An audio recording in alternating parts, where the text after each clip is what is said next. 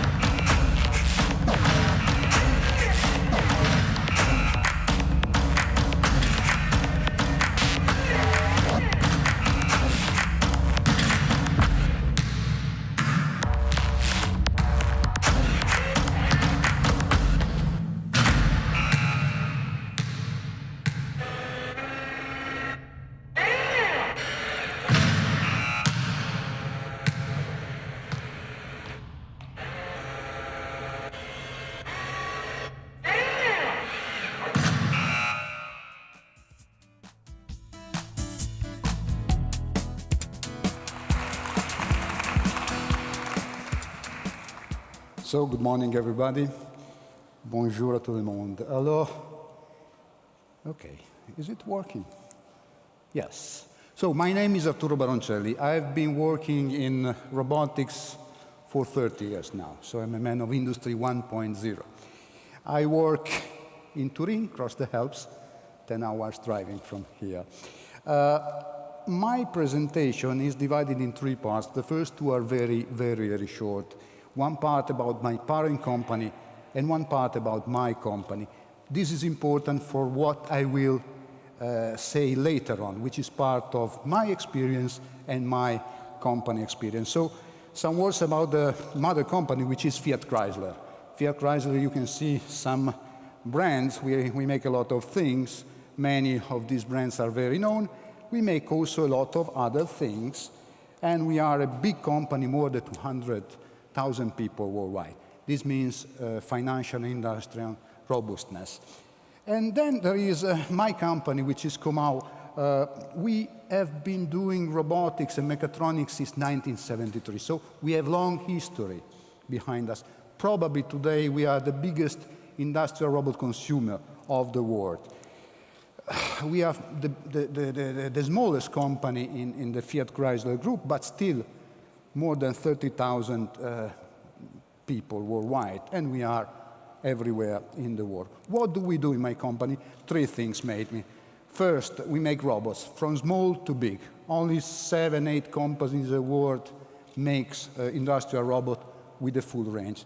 But if you have a robot and you don't, you can put it in a garden, the robot and look at it. You have always to integrate it. You have always to put a gripper, a fixture, a lot of things. And so we have other big systems division making giant systems. One of these is the body in white business unit.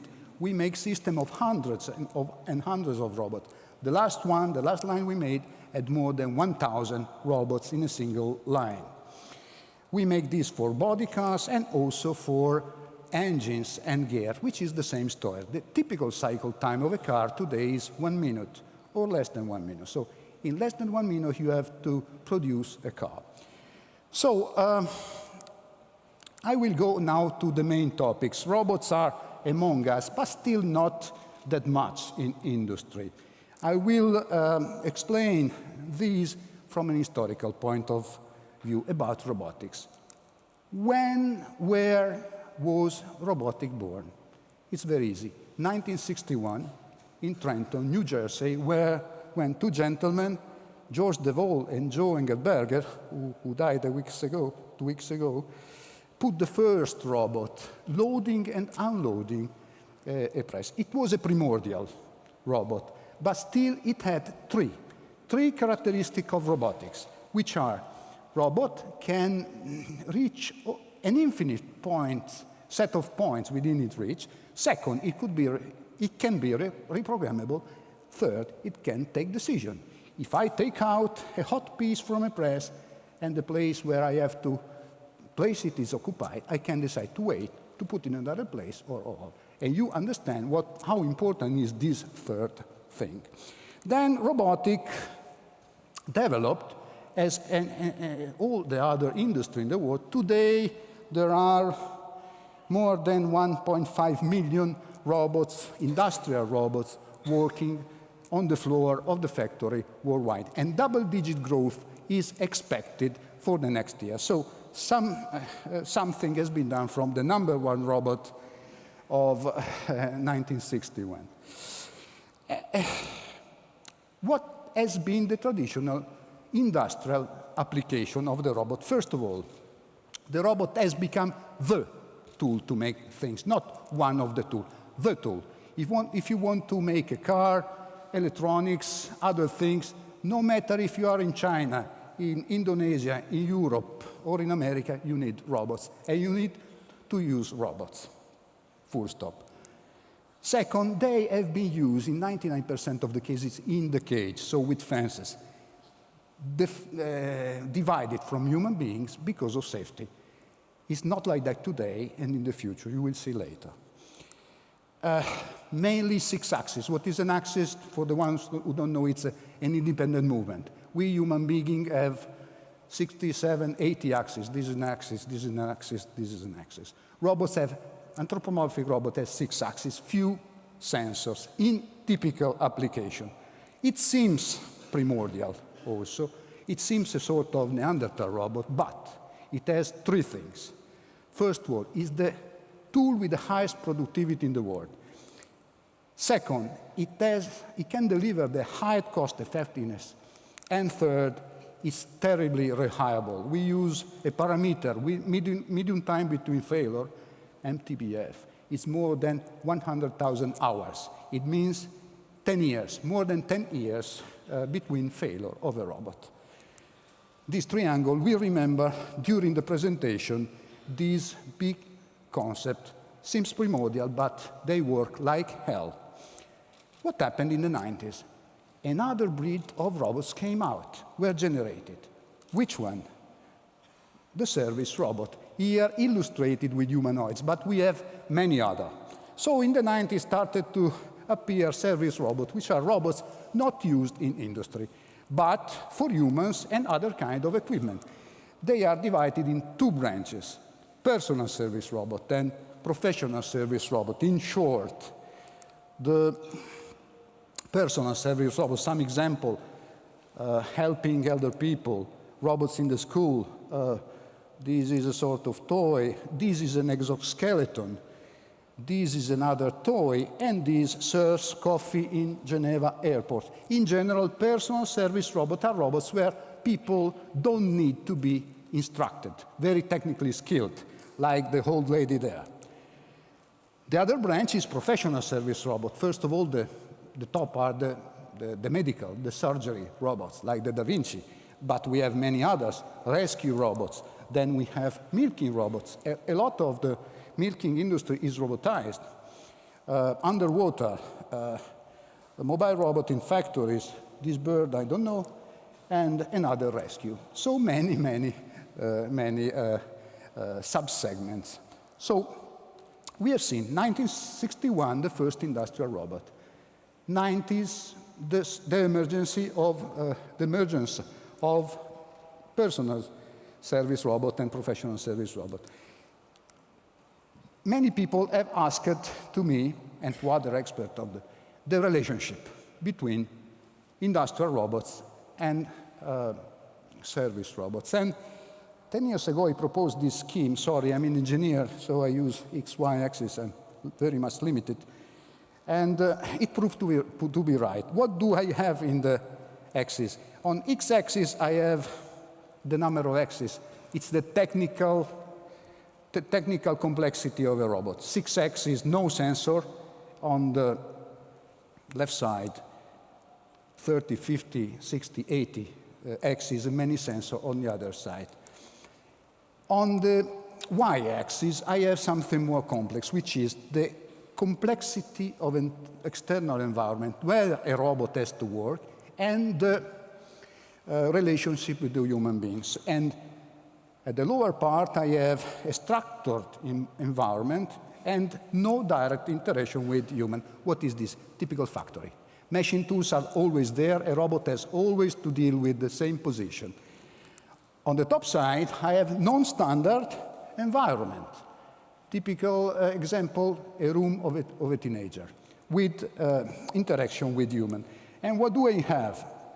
I have the Neanderthal robot in this position with few axes, but working like hell. And the other side, I have a humanoid. The target positioning of humanoid, we have to arrive there, very much sophisticated. The model proved to be right because I indicated a key moment for the development of robotics in a sort of Middle Earth positioning, where I have a position of an intermediate positioning between the Neanderthal robot and the humanoids, few axes, but not as many as the humanoid, and an environment which is always the factory environment, but with much less constraints. Did it happen? Yes, it happened. Because some years ago, the cooperative robots started to occupy this yellow, this intermediate positioning. So there are today robots out of the cage, appearing since some years, and they cover an important set of applications. Characteristic, they are more complex, as I said, and they have two characteristics. In general, they are small, low payload, and there is a big caveat. No one tends to understand, to remember that a robot can be cooperative, but it has always a gripper, which can be dangerous, and always a pieces, which can be dangerous. So I think that on these 2 points, I have a couple of challenges for the robots for the future, not only for the industrial robotics, but for the whole robotics. Challenge number 1, robots, present cooperative robots are small. I think that we can have a wider set of robots, very interesting, with that are bigger. This would cover many more applications. There are some small details. Physics. Because one thing is dealing with the small robots, and another thing with something that is more than 1,000 kilograms. So technically, easy to say, not so easy to do. But that's not enough. That's not enough. There is the second challenge. I use always here this image because people tend to forget this. A cooperative robot is like a child, very kind, but if you give a small boy, a child, a knife, he can be dangerous for himself and for the other. So the second challenge is to have complete cooperative systems, robot plus gripper plus police. I have some images. This is a typical gripper. It can be awkward, it can be hot. Maybe it can become cooperative, but for sure you have to handle a piece which is that you cannot force to be cooperative, because a piece is a piece. So in general, a great breakthrough could be to have robots with gripper and pieces, all of them safe. This is the takeaway. Takeaway is that the present small cooperative robots are present on the market and they are out of the cage. But the first challenge is taking out not only the cats from the cage, but also the hippos, the rhinos, the lions. Not only the lions, but the lion with the teeth and the bone in their mouth. So this is the second challenge. But the big constraint, and this comes from my experience, my company experience, is that the level of reliability and cost effectiveness and productivity must be exactly the same, if not better, than today. In this case, we would have many more robots, not only in the industry, but all over, because the level of effectiveness and quality of these robots used in the industry would be a great driver for the rest of robotics. The last slide is this. Has anyone in the history of humanity solved similar problems? So problems where we have a lot of kinetical energy, big masses. Problem where we have dangerous grippers or things like that, where we have hazardous species. Yes, many years ago, someone has invented things like that, and they are absolutely successful and working since many years. Thank you.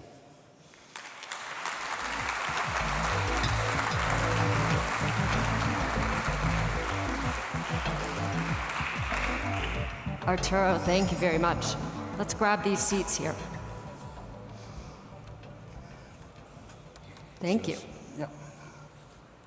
Okay, so we learned a lot about industrial robots. Arturo and I were together last month at MIT, and we were talking this morning at breakfast, and it sounds like he's had some interesting adventures since we last saw each other. So first, I want you to talk about what you've been up to. Sounds like you had an interesting trip to China, which actually, a fact that he taught me, 1/4 of all robotics in the world are consumed by China. Yeah. And growing. It's a very interesting market. Why don't you tell us about it? Yes, for your information, I've been president of International Federation of Robotics also, and I can tell you the exact figures. Today, 230,000 robots are sold worldwide, and China has the first place with 53,000. And it will be continue to grow. And also the rest of Asia, of Far Asia, Vietnam, Thai, Indonesia. About my trip in Beijing, it was in Beijing a couple of weeks after Cambridge, I opened with the vice president of China, probably the most important robot conference of these years, because the vice president of China, in the name of himself and of the president, said that China wants to develop robotics, which is considered the jewel of the crown of industry and science. So they definitely confirm what they already said before, but in that meeting they say, we want to develop the jewel of the crown, robotics.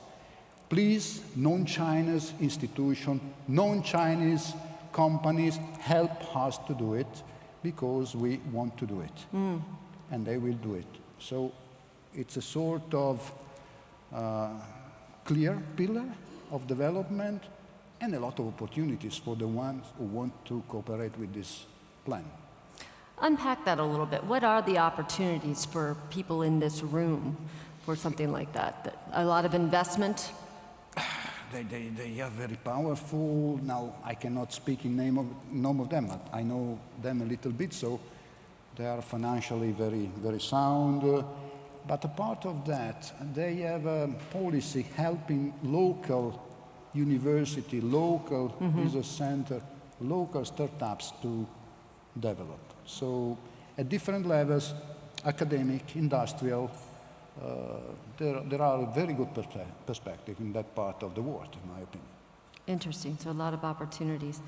So I have a lot of questions for Arturo, and he and I love to chat, but I also do want to open it up to the audience. So we should have some mics in the audience. I see them around. So if you have a question for Arturo, please raise your hand and the mic will come to you. And we've got one right here. So can we have a mic down front? Excellent. Thank you. Good morning. I have a question about safety. You mentioned the safety issue concerning cooperative robots. Currently, most robots, be they industrial or personal, humanoid, have a rigid exoskeleton. Don't you think that the solution could be softer robotics in order to make these cooperative robots more widespread? but this maybe would be a change of paradigm in R&D. What do you think? A software solution. Software solution about, in my opinion, in my humble opinion, is not sufficient because people tend to forget that robots are part of mechanic. There is a lot of mechanical part. Software is important, I agree. But if you have, I've seen many movies which are not okay, in my opinion. For example, I've seen a cooperative robot with a hot piece in its hand, 800 degrees. Be sure that there is no software able to stop the robot close to the face of Kathleen. So we have to think to something different. So is the question about softer robots, Yes, tactically because- soft or soft software? robots. Yeah. Softer, because So- we... Soft robot is necessary but not sufficient, once again, because once again, the robot, sorry, I understood software, some stuff. Soft is necessary but not sufficient because I can, hurt Kathleen like that if I'm soft. But once again, if I have a very hot piece or ochre piece in my hand, it is not soft. Once again, I can be a child, but a child with a knife is dangerous. So it's not that easy to solve. Not so much. Thank you. So that it is an interesting point, though. I was having a conversation with some people at the Media Lab that are doing things with soft robots. So I think that I think it's an area that people are exploring. Let's talk about the movie that we opened this with. Yes, so that was fun. So I'm curious. In the U.S., the audience wasn't too familiar with the basketball player, but I'm curious here if people. Are you familiar with who that basketball player was in the movie from the beginning? Yeah? Okay. So he apparently won the three-shot. The robot? No, the basketball player is a pro basketball player. Last year he won. And he won. And then the robot, so tell us what's interesting about that video. In fact, from the beginning, the robot didn't really know how to throw. Till the end of it, he was actually able to beat that professional. Yes, the message that we try to deliver that is that with modern robotics, you learn. It's a team of artificial intelligence where I'm not an expert like the other, but the fact that robot can, like other things, learn is important. So this is obviously a movie, but we wanted to say that future and modern robotics is to learn out of mistakes in this way, so that you arrive to perfection. How does it learn? How does it learn? The robot? Yeah. In this case, it was very easy because we had to redo the scene many times. But we have top-level universities and research centers in America and Italy, also many, where these models of self-learning are used. I'm a mechanical guy, so I'm not the best guy to ask, but it's interesting because, once again, the child can be the model, and how a child learns, the robot can learn. The same model, same model of learning. That's interesting. So it sounds like that's an area to keep an eye on. How about another question? Do we have another question in the audience? Okay, so let's talk about the intersection of robotics and, say, 3D printing or 3D. Yeah. What are you doing in that area? I was in the Bocconi University last week, and I presented a statue, a marble statue, and a 3D product made by the same robot. A robot can be able to make a statue, a marble statue, out of it, after having got a scanning of your image. At the same time, it can do also 3D printing image. So robot is so flexible that it can do both. This is very important in prototyping. This is very important in the fashion, in the design, because one thing is using software and virtual reality, blah, blah, blah, on a computer. Right. Another thing, and the designer are telling me, is having something in 3D. So, if I'm a painter, if I'm a sculptor, and I want to make a statue out of you, I can have a photo out of you and make a small Catlin, a bigger Catlin, a super big Catlin, and on the base of the real, stuff, I can then design what to do.